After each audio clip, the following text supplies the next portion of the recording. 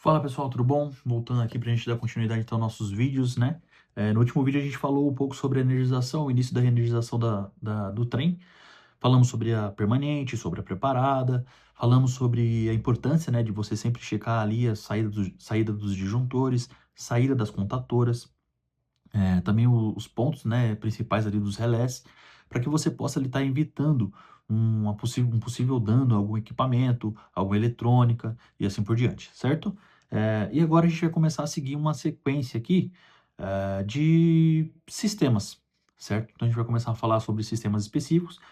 Obviamente, quando a gente está em fábrica, nós subimos os sistemas de forma paralela ali, né? Então, geralmente são divididas equipes, e aí as equipes elas vão subindo ali os sistemas em paralelo, né? Obviamente, um tentando ajudar o outro ali para não atrapalhar, mas vai subindo, de repente, o DRV junto com portas, eh, junto com o DCMS e assim por diante. Aqui nós vamos falar sobre cada sistema, obviamente, separados. Então pensem que seria como se a gente estivesse sozinho num trem e tivesse que subir ali todo aquele trem, todo aquele sistema, certo?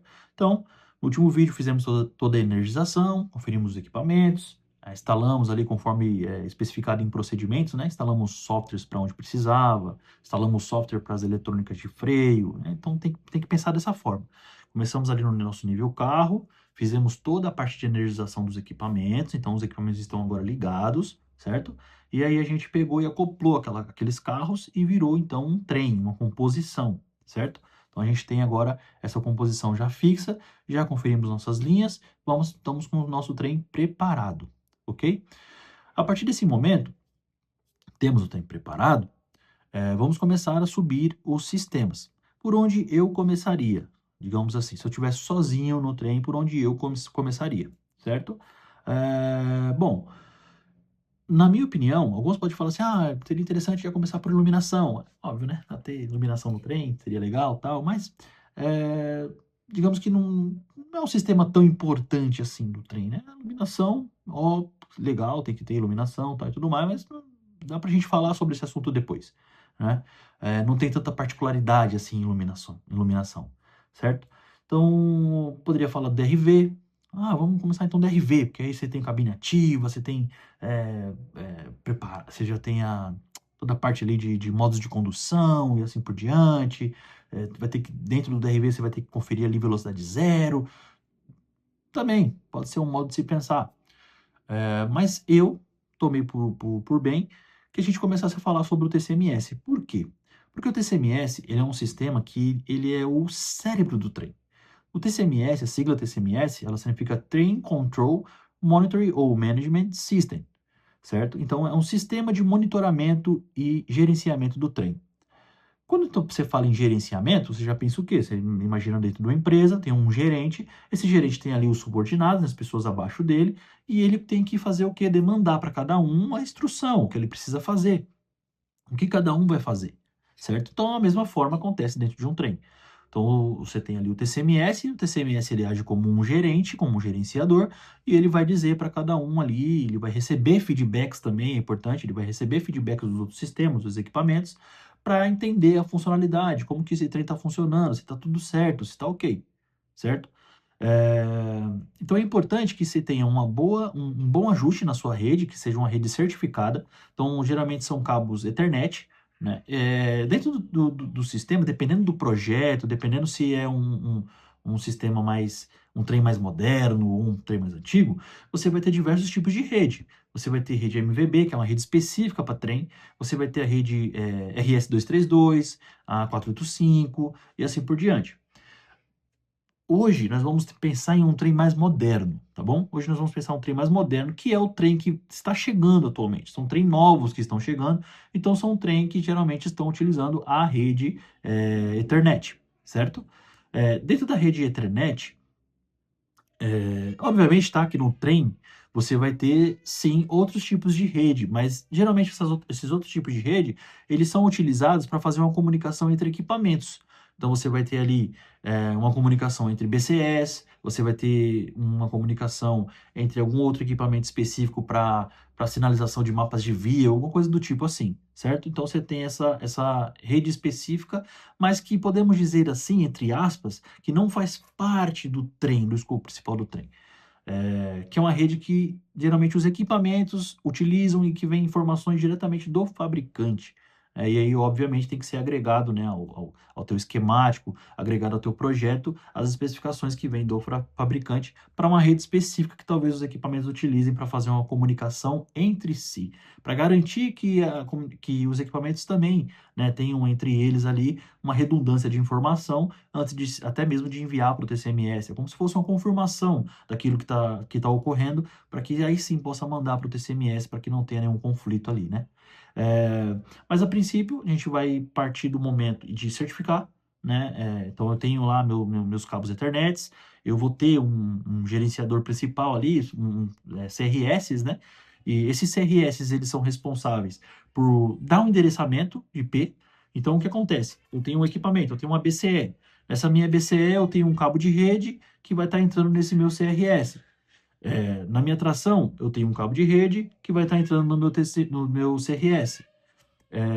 Todos os equipamentos, DCUs, né, que são controladoras de porta, cabo de rede entrando no CRS. Então, todos esses cabos de rede, todos os equipamentos, eles estão pedindo para o CRS, estão pedindo ali para o nosso TCMS um IP. Né? Então, o CRS ele vai dar um endereçamento para aquele equipamento, para que todos depois possam, né, com o seu IP, né, já pré-definido, com o seu IP já estabelecido, eles possam entrar em comunicação. Né? Eles possam estar fazendo parte de um nó ali, de um loop, né, de rede, onde todos os equipamentos vão estar lá conectados, vão ter passado nos seus testes e vão estar todos já ok, dizendo que estão ok, que estão se comunicando, né? Não que estão ok, mas que estão se comunicando com o teu trem, com o teu sistema principal, com o seu TCMS, certo? Então, para fazer essa certificação, para fazer esses cabos, para ter esses cabos, é preciso que você tenha especificações, né? Então, geralmente são ou par trançado, ou então retos. Isso aí vai ser também uma especificação que vai estar dentro do projeto e também dentro do equipamento, tá? Então, é necessário saber, né, que tipo de especificação tem para aquele determinado equipamento. Esses cabos de rede, eles precisam ser certificados, então geralmente se utiliza um aparelho chamado Fluke, né, ou um aparelho certificador de rede, existem vários outros. Mas geralmente o Fluke é o mais confiável, é o aparelho hoje em dia que é de maior confiabilidade, né, no mercado. Então, geralmente, pelo menos as principais empresas usam o aparelho Fluke, que é um certificador de rede.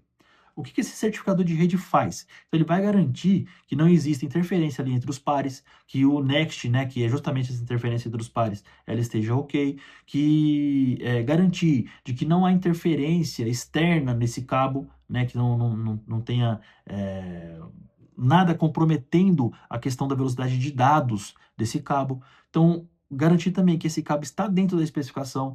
Então, às vezes, quando você pega um cabo, pode parecer que o cabo está tudo normal. Você bate continuidade ali, 1 para 1, 2 para 2, 3 para 3, 4 para 4, tudo certo, passou perfeito. Você fala, poxa, um cabo bonitinho ali e tal, Cat 6, Cat dentro da especificação, mas às vezes esse cabo não é o adequado, e aí o Fluke também consegue captar isso. Né? Ele consegue ver, ó, dentro da especificação do que você falou aqui para mim, que você enxerga como ideal, não tá passando. E aí ele dá uma falha, né? Geralmente esse Fluke dá uma falha de Next, dá uma falha de impedância e assim por diante, certo? Então, é bem interessante. O Fluke também, ele vai fazer, ele trabalha de uma forma em que ele consegue enviar sinal são dois equipamentos, né? Então ele consegue enviar sinal e consegue ver o feedback de sinal que ele também recebe. Então ele consegue fazer esse comparativo de velocidade para ver se esse cabo também está dando a resposta na velocidade que se espera. Porque dentro do CMS, importante é também a velocidade com que você consegue ter as informações. É importantíssimo que seja algo de alta velocidade. Porque um trem, pensa comigo, né? Ele numa situação operacional, no dia a dia ali, ele tem que responder rapidamente para você qualquer tipo de problema que você tenha, né? Então não pode ter interferência ali, tem que ser algo rápido. Né? Imagina acontecer uma coisa e o negócio te falar depois ali de minutos. Não, tem que ser algo realmente ali instantâneo, tá? Como se fosse, bom, internet, né? O sistema internet. Então é isso, pessoal. Então, no meu ponto de vista, o TCMS, muitas das vezes, principalmente em fábrica, né? Principalmente em fábrica, quando você está testando o trem ali, então às vezes o técnico acha que, nossa, eu quero o sistema mais desafiador, quero freio, quero tração, eu quero portas, eu quero e pensa nesses sistemas. Só que quando você vai falar realmente de funcionalidade, quando você vai falar de importância, eu coloco o TCMS como o mais importante. O TCMS é o sistema mais importante do trem, é o cérebro do trem, é a cabeça pensante do trem. É ele que vai ter as suas variáveis, seu pacote de variável ali, né, instalado no MPU, é, que vai que vai ter essa comunicação, né? O TCMS é toda a rede, são todos os equipamentos interligados, são todos os equipamentos dando um feedback para o trem, para que a partir daí o TCMS ele comece a fazer as comutações. Então, às vezes, se você tem um feedback de freio, o feedback de freio vai te mandar uma informação para o TCMS, e aí o TCMS vai mandar fechar um contatinho lá da Rion ou da Abril, para fechar um contato deles, para que mande um feedback para uma falha maior, para uma possível falha maior que esteja acontecendo no freio. É, Você vai ter uma atração, e aí em determinado momento essa atração vai te dar uma demanda, e aí o TCMS precisa enxergar essa demanda e te dar uma informação ali para sua DDU, para que você consiga enxergar o que está acontecendo ali na sua tração, quantos por cento de aceleração você tem, quantos por cento de frenagem você tem, se você está tendo algum problema ali com teu freio elétrico. Então, se você tem alguma inconsistência ali no teu CVS, o TCMS ele controla tudo. Sem o TCMS, gente, sem o TCMS, todos os sistemas são individuais, individualizado, mas não funciona. Então, vocês percebem o quão importante é o TCMS? O TCMS, eu digo, é sim o sistema mais importante do trem. Eu posso ter ali freio, perfeito. Tração, perfeita. CVS, perfeito. Sistema de portas, tudo testadinho, bonitinho, beleza, estou abrindo e fechando porta. Mas e se eu não tiver uma cabeça pensante, um TCMS ali que gerencia tudo isso, que colete as informações de tudo isso, eu não tenho nada. Meu trem nem sai do pátio, meu trem não vai nem ser liberado, certo? Então é importante. Esse, para mim, eu enxergo esse como o sistema mais importante. Acredito que, acho que todos, né? Obviamente, cada sistema tem sua particularidade, tem seus desafios, né? Mas, como eu disse, não adianta você pegar uma atração, deixar ela perfeita, é, maravilhosamente bem ali, tracionando, tudo bonitinho, bala. Não adianta você pegar um freio e, ó, o freio tá bala, tá perfeito, aqui tá, né, demanda ok, tudo certinho, fechadinho, tá me dando todos os feedbacks que eu preciso, mas no final das contas, a integração de todos os sistemas não funciona porque você não tem um TCMS redondo, um TCMS ok, certo? Então é isso, pessoal. Hoje o objetivo foi falar, né, do nosso TCMS. Dentro da parte de redes, eu vou fazer vídeos específicos em que eu vou falar sobre a rede MVB, em que eu vou falar sobre a rede 485, sobre a RS232. Eu vou falar sobre cada uma delas. Tem outras, eu vou falar sobre cada uma delas, tá? Especificamente, para que vocês possam entender a particularidade de cada uma, como cada uma se comporta e quais são as mais utilizadas, né? Vocês vão ver que tem algumas mais antigas, tem a MVB, que é uma rede específica para o sistema ferroviário, né? Então, é algo que muitos projetos às vezes gostam, né, de utilizar a rede MVB por conta disso, mas a gente vai ver a particularidade de cada uma, tá? Onde que você consegue utilizar cabos mais longos ou não, ou se tem que ser, como que tem que ser o nó, se são presos de equipamento para equipamento. Vocês vão ver, cada um tem sua particularidade, cada um tem sua suas vantagens e suas desvantagens, certo?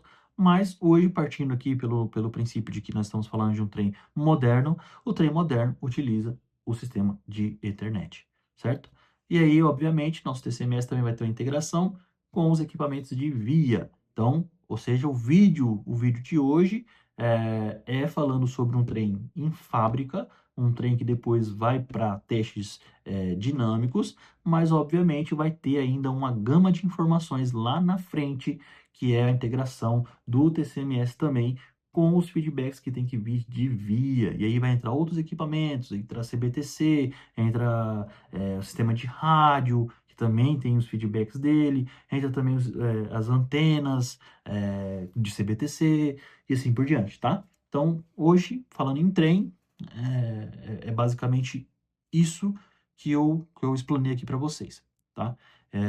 E mais para frente a gente vai falar, com certeza, continuar falando sobre redes, porque é um tema que dá para a gente extrair muita coisa ainda, tá bom? É isso, pessoal. Muito obrigado. Como eu disse, por favor, quem puder, compartilha. Quem puder, curte. Fale para seus amigos aí que também são do ramo ferroviário. Quem quiser assistir, quem quiser dar um feedback, quem quiser dar sugestões. Estou tentando melhorar aqui aos poucos, tá? Vou tentar ver um jeito aqui de colocar mais imagens ilustrativas e tudo mais, que vai ajudar, né, na visualização e assim por diante, tá? Para trazer uma coisa mais dinâmica, uma coisa melhor. E também gostaria de aproveitar o momento para agradecer, né, o George, que foi o primeiro a compartilhar aí com os amigos aí o canal. É um amigo meu que trabalhei com ele aqui na Alstom e foi um prazer para mim trabalhar com ele. É um cara que tem um conhecimento muito grande também, me ensinou muita coisa, continua me ensinando e eu sou muito grato a ele, tá? Então, muito obrigado aí, George, por ter compartilhado de verdade mesmo. Já conseguimos aí muito mais inscritos, né? Tava, eu acho que com 3 inscritos, agora acho que tem 12 ou 13. Cara, maravilhoso, muito bom. Como eu disse, o objetivo aqui não é monetizar, não é ganhar dinheiro com isso, não é nada. É simplesmente criar um conteúdo que pessoas que queiram aprender e pessoas que queiram ensinar, obviamente, porque eu tô aqui, eu não sei tudo, né? Eu vou falar para vocês aqui o que eu sei e, obviamente, o que eu não souber, eu vou trazer pessoas, de repente trazer pessoas aqui para falarem sobre isso, para explanar um pouco mais o assunto. Então, quem quiser dar sugestões aí, fala sobre tal tema, a gente vai buscar. Se a gente souber, a gente já faz um vídeo específico falando sobre o tema. Se a gente não souber, a gente tenta conversar com alguém aí, com algum amigo da área, para trazer, para a pessoa fazer um vídeo. A gente posta aqui esse vídeo falando sobre esse sistema, sobre, sei lá, qualquer particularidade que exista dentro do nosso sistema ferroviário. Beleza, pessoal? Então é isso. Vamos trabalhar junto aí para que a gente possa melhorar, né, a nossa distribuição do nosso serviço. Como eu disse, é uma área que está privatizando e alguns gostam, outros não, mas há necessidade de bons profissionais, há necessidade de boas pessoas, pessoas qualificadas dentro da ferrovia, porque é um serviço de utilidade pública, é um serviço de extrema segurança, isso precisa ser mantido. Nós precisamos garantir um bom serviço para o cliente final, para a população. Como eu disse, é nossa mãe, é nosso pai que utiliza, é nossos filhos, é o desempregado, é o professor, é o médico que utilizam o sistema ferroviário, certo? Então, quem trabalha nesse ramo pode ter certeza, é um ramo que você está fazendo um bem danado para a humanidade, tá bom? Então é isso, pessoal. Muito obrigado, fiquem com Deus e até a próxima.